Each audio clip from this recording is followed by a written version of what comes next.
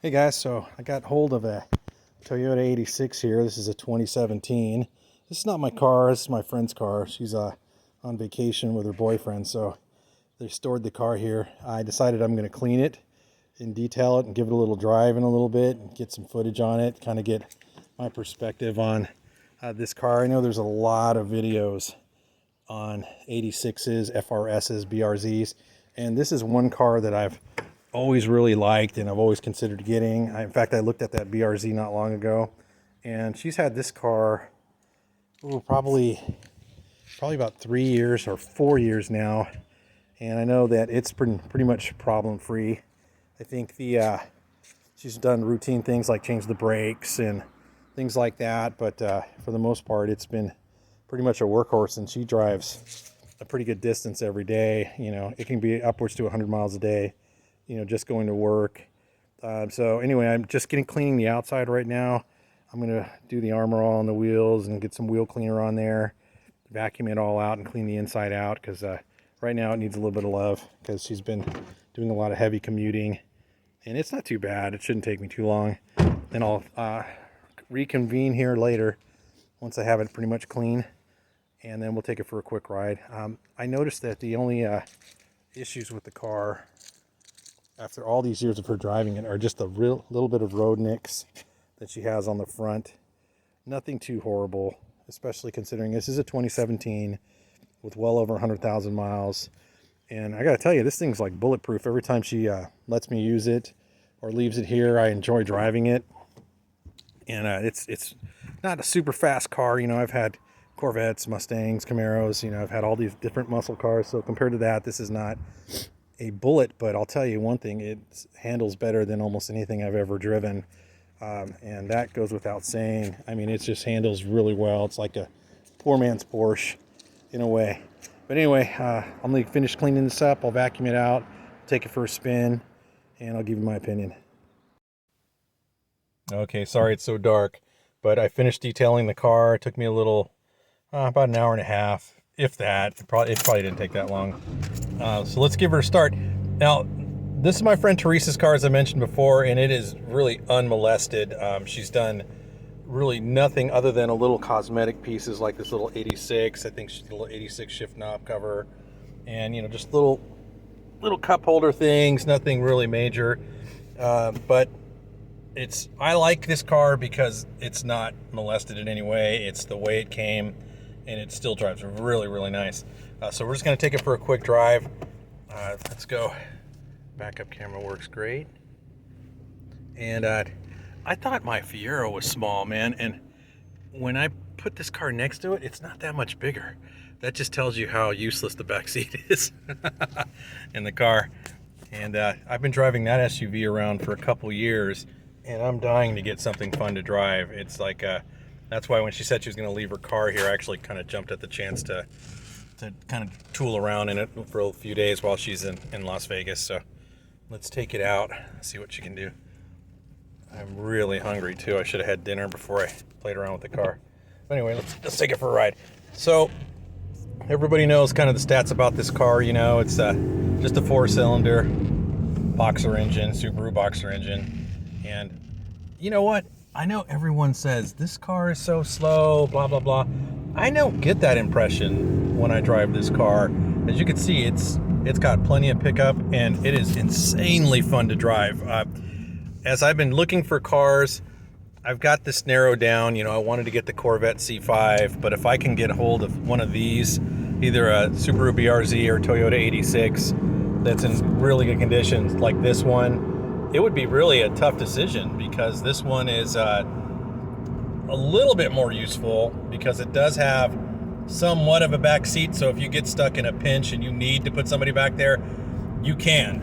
In a Corvette, there's just no chance of doing that at all. So that's kind of one of the pluses of this one. I'm sitting really low on the ground, and this car has no modified suspension whatsoever.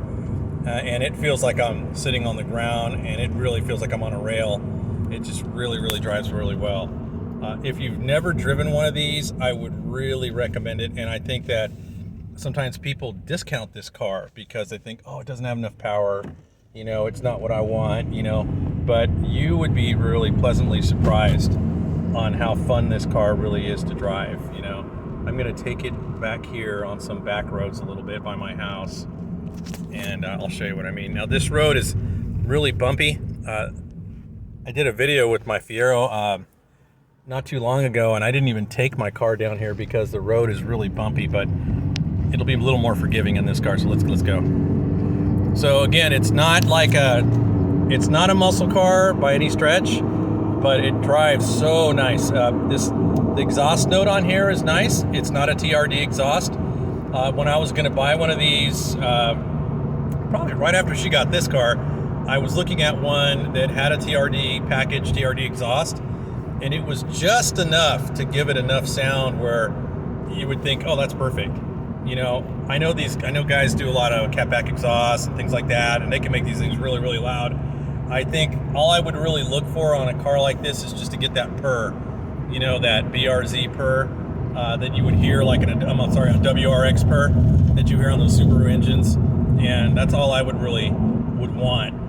But if you left it stock, it's very livable in here. I mean, the car's a little louder than, like, say, a luxury car would be inside, but for the most part, though, it's livable. Like, you can have a conversation in here very easily with somebody. Like, I've been in this car many, many times, and the longest I think I've driven this car is maybe an hour or so, and I have no complaints. Actually, I did drive this to San Francisco from where I live in Stockton, and that was a pretty good drive. That was about an hour and a half, and it was fine. The only thing that kind of freaked me out was she had just bought this car. It was brand new, and people in San Francisco that live in San Francisco kind of drive crazy. And so I was a little worried. I'm like, please, nobody hit me, you know, and but that didn't happen, thank goodness, you know, so I was able to just drive the car. At the time, I had a Mercedes C230 compressor, a 2005, and that was like my daily car, and it was lowered and really nice exhaust, everything was hooked up. But the day I was going to take my daughter to San Francisco to go to see one of her YouTubers, I looked at the back tires and they were really, really worn out. And I go, oh my gosh, I didn't even notice that. And luckily, Teresa loaned me her car for the day, and I was able to just get out there and use it. And that's when I really fell in love with this car, because I always admired the look of this car, but I never really considered it because it seemed too small. But after driving it, I was like, oh wow, I can see why you wanted this so bad. And it's hard to tell now, but she's got the white. It's got the halo white, and I can't believe this guy passed me. But anyway, it's got a nice little shine to it. You can see the metal flake in it a little bit in the sun. And this was the car that she insisted on having, as far as the color wise. And I really didn't understand that at the time, because they had a red one right there on the lot, and I'm like, just get the red one. You know, it's just like, no, I want this white one. And so they had to get it from another dealership. Wow, sorry guys, it's so bumpy over here. And bring the car to the Stockton dealership where she bought it. And once I saw it, I'm like, oh, okay, I understand now. I mean, the white is just amazing on this car, so it was a really good choice. I'm gonna try to turn around up here and head back, and because it's getting dark right now, and I just wanted to take the car for a quick spin. I was hoping to get out here and get some sunset pictures of the car. But as you can see, it's starting to get dark. I'm stuck behind this Cadillac, and this is not my car. I'm not going to pass this guy. And besides, I'm driving with one hand. That'd be kind of stupid.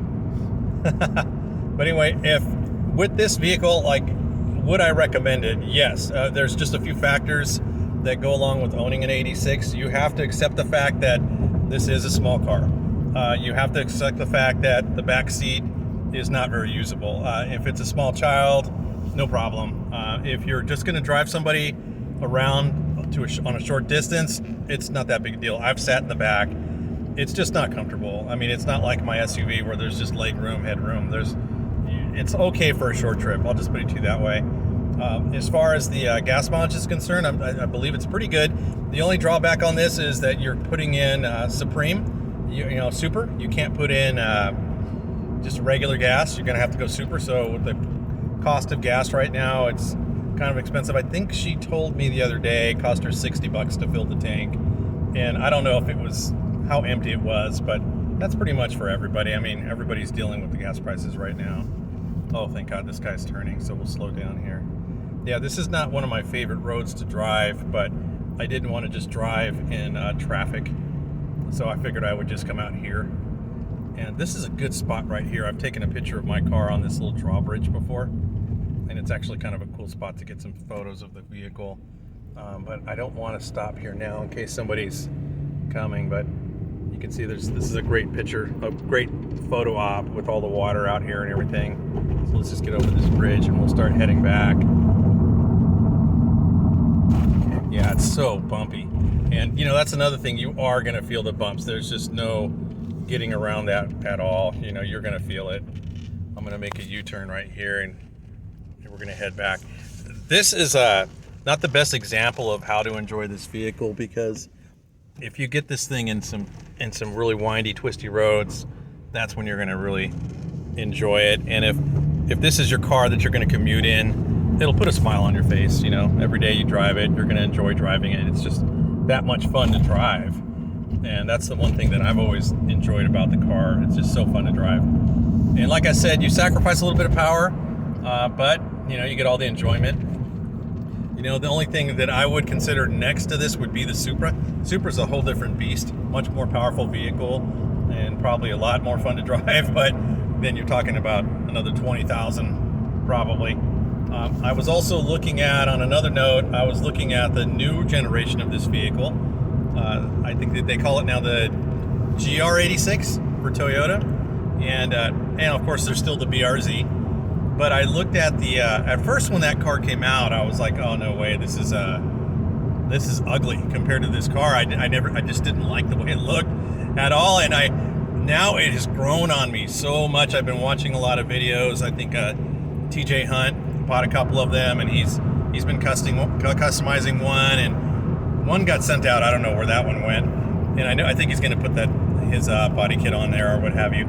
And then I've seen other YouTubers with these cars, and I go, wow, I'm starting to appreciate the new one quite a bit. I mean, it's really amazing how much they've improved it, and some of the people that I've seen on YouTube have indicated that it's much more refined. It's a better car now, but you know, it's hard to beat this. You know, if you're gonna buy a used car right now, it's gonna be really expensive. If you're pushing $30,000 for a 2017 to 2018 86, I would almost say maybe get the new one.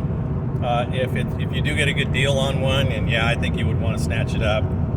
I've been looking, you know, online, and these things range all over the place, from a 2013 FRS BRZ to 2017 or more 86. The ranges are going to go anywhere from 13,000 to 30,000. So they're like all over the place, you know, and it's difficult right now. You know, that's why I'm in no hurry to buy a car, because the markups are just so ridiculous. You know, even though I really would like to get something fun to drive, the time will come when I find the right deal, I guess I could say. All right, I'm going to go ahead and sign off for now. My arm's getting a little tired of holding this thing. I'm going to try to get a couple still photos as I get closer to my house, and I'll try to put them with this video. But anyway, thanks for watching, guys. Real quick, guys, I was so pissed off. As soon as I parked the car to take a few photos, I took it down that little road, and the car was littered with bugs. I just cleaned it. I had to wash the front of the car all over again. That pissed me off.